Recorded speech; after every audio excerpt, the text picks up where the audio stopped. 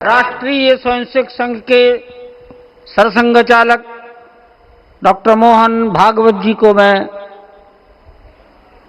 अपने संबोधन के लिए आमंत्रित करता हूं।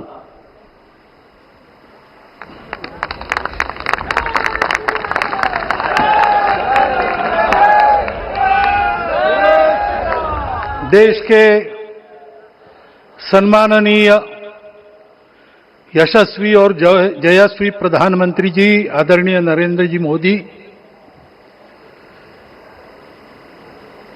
हमारे उत्तर प्रदेश के सम्माननीय मुख्यमंत्री जी श्रीमान योगी जी,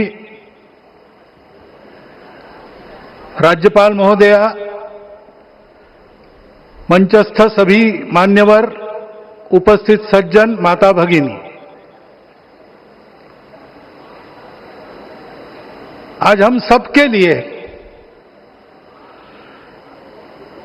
एक सार्थकता का दिवस है। इतने लोगों ने सपना देखा, इतने लोगों ने प्रयास किए, इतने लोगों ने अपने प्राण अर्पण किए। आज उनकी स्वर्गस्थ आत्मा तृप्त हुई होगी। आज वास्तव में अशोक जी को वहां शांति मिली होगी।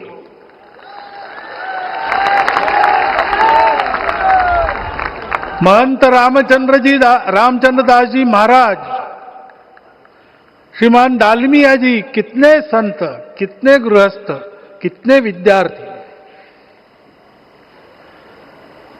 उन्होंने अपना प्राणार्पण किया, अपना पसीना बहाया। जो पीछे रहे वो भी रोज ये इच्छा मन में व्यक्त करते रहे कि मंदिर बनेगा बनेगा, बन गया। और आज उस मंदिर निर्माण की शास्त्रीय प्रक्रिया पूर्ण हो गई, ध्वजारोहण हो गया। राम राज्य का ध्वज जो कभी अयोध्या में फहराता था और संपूर्ण विश्व में अपने आलोक से सुख शांति प्रदान करता था, वो ध्वज आज फिर से नीचे से ऊपर चढ़ता हुआ और अपने शिखर पर विराजमान होता हुआ हमने अपनी आंखों से देखा है, इसी देह में देखा है। ध्वज प्रतीक होता है। इतना ऊंचा ध्वज चढ़ाना कितना समय लगा आप जानते हैं? मंदिर बनने में भी समय लगा। 500 साल छोड़े तो भी 30 साल तो लगे ही। उस मंदिर के रूप में हमने कुछ तत्वों को ऊपर पहुंचाया है।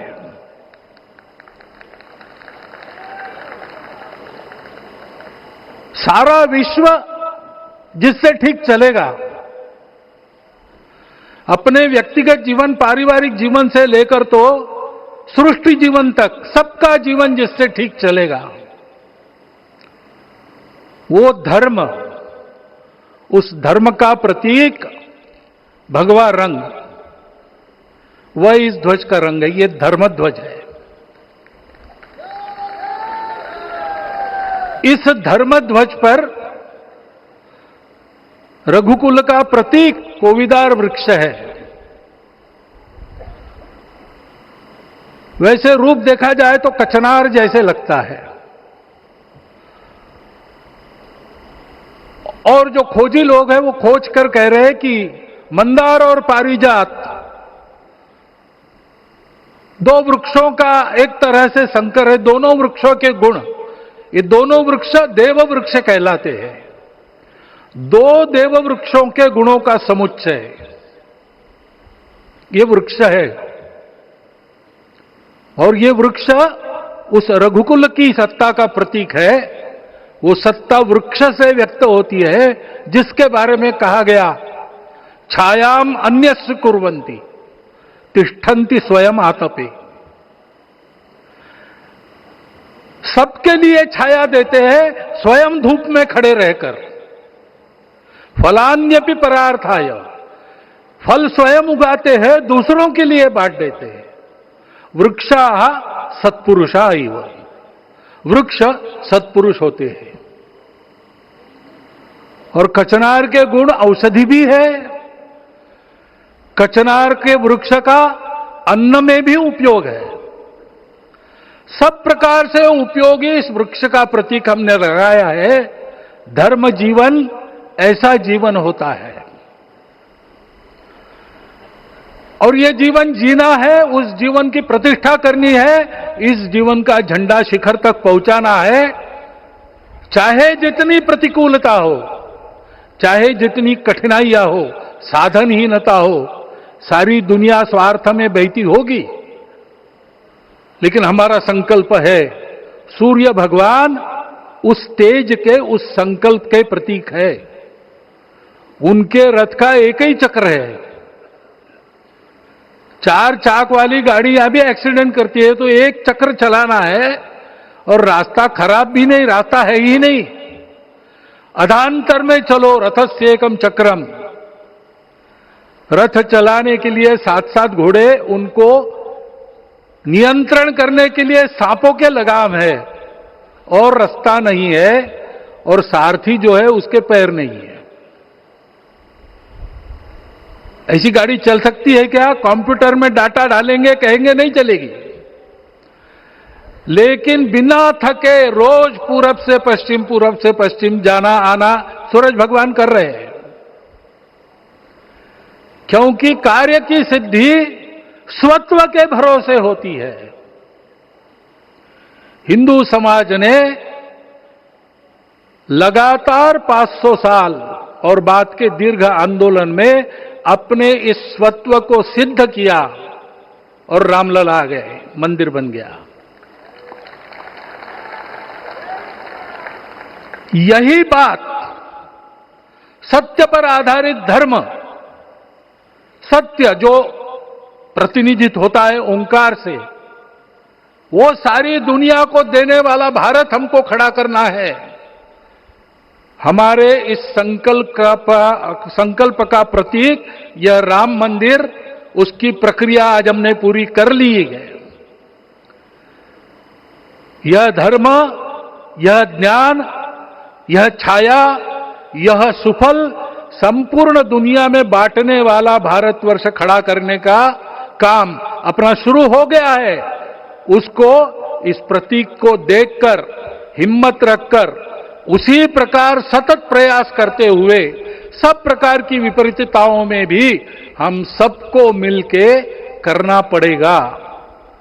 आज ये हमारे कृतार्थता का दिवस है, और आज हमारे संकल्प की पुनरावृत्ति का ये दिवस है। वो संकल्प हमको हमारे पूर्वजों ने दिया है।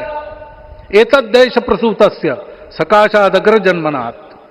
इस देश के जन्मे हुए अग्र जन्मना है, सबसे प्राचीन है, इसलिए बड़े भाई है। वो ऐसा जीवन जिए कि स्वम स्वम चरित्रम शिक्षेरन पृथिव्याम सर्वमानवा। पृथ्वी के सर्व मानव अपने अपने चरित्र की शिक्षा, जीवन की विद्या भारतवासियों से सीखे।